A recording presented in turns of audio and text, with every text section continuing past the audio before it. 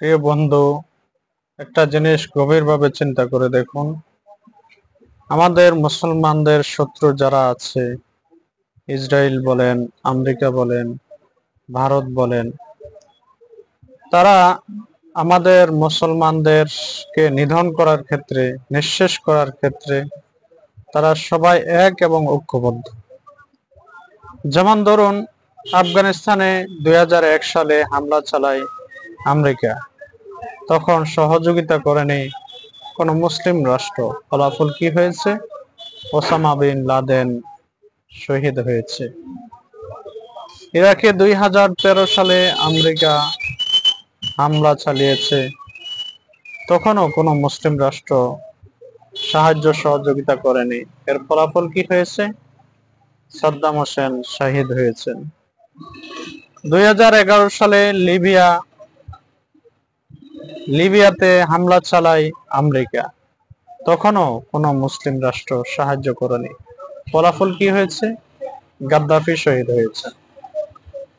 মিশরে 2011 সালে আমেরিকার সহযোগিতায় সিসি যখন গণহত্যা চালিয়ে ক্ষমতা দখল করে, তখনও সহযোগিতা করেনি কোনো মুসলিম রাষ্ট্র। ফলাফল কি হয়েছে? মোরসি শহীদ হয়েছেন।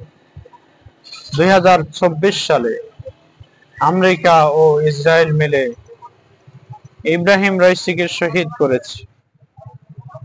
এখন ইরান 2025 সালে আমেরিকার সহযোগিতায় ইসরায়েল হামলা করছে, এখনো কোনো মুসলিম রাষ্ট্র এই ইরানকে সহযোগিতা করছে না।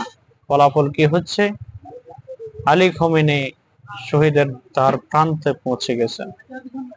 অবশিষ্ট রইল বাংলাদেশ, পাকিস্তান, এর বিপক্ষ শত্রু হলো ভারত। এখানেও সহযোগিতা করবে না কোনো মুসলিম রাষ্ট্র।